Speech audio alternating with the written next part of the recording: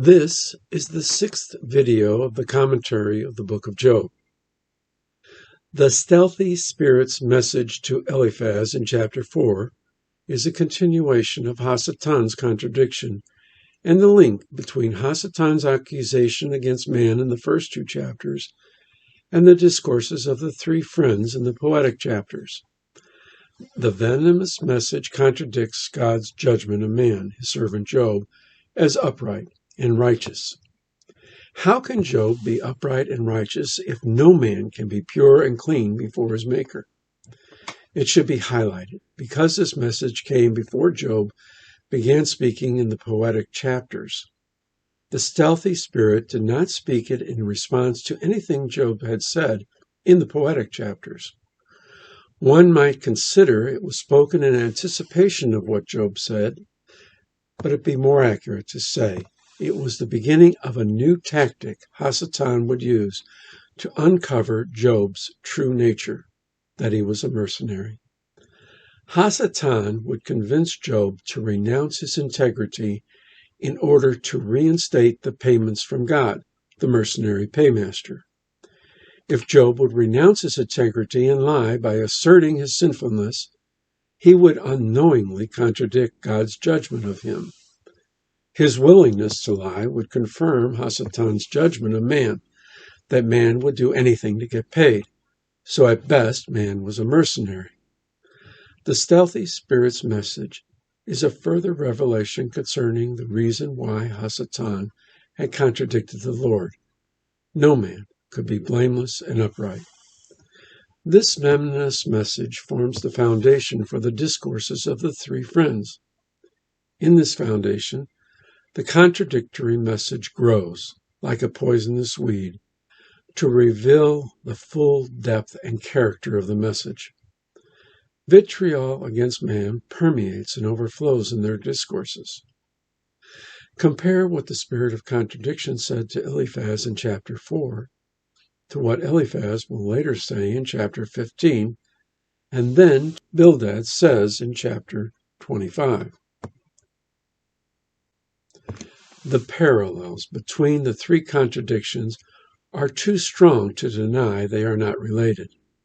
And note, each of these contradictions begins with the devil's tell, a question. The stealthy spirit's message progressively reveals its poison. In chapter 15, man is not simply impure and unrighteous, as was said by the spirit of contradiction in chapter 4. Now man is also abominable and corrupt.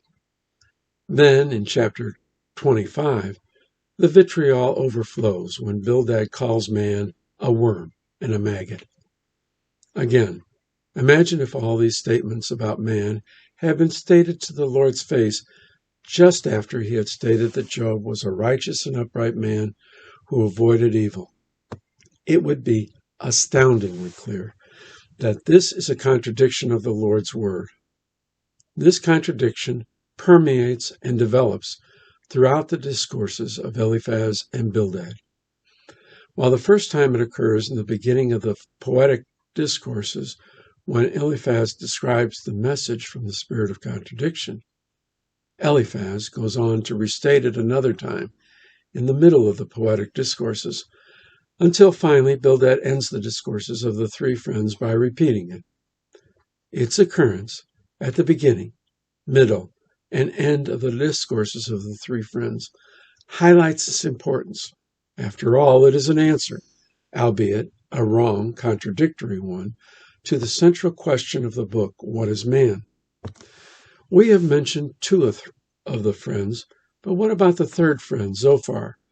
Does this poison permeate Zophar's discourses as well?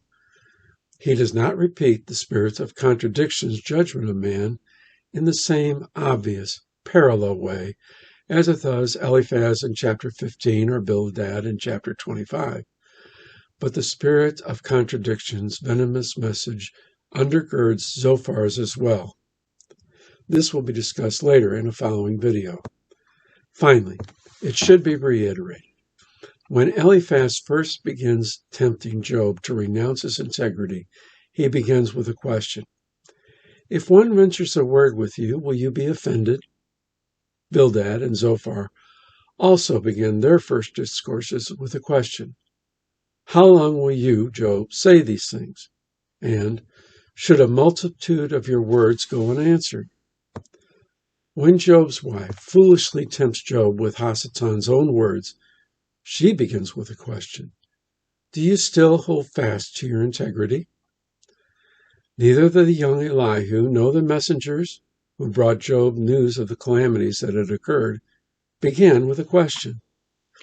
It is as if the divine author wanted to highlight Hasatan's tell at the beginning of the discourses of each of the human tempters of Job.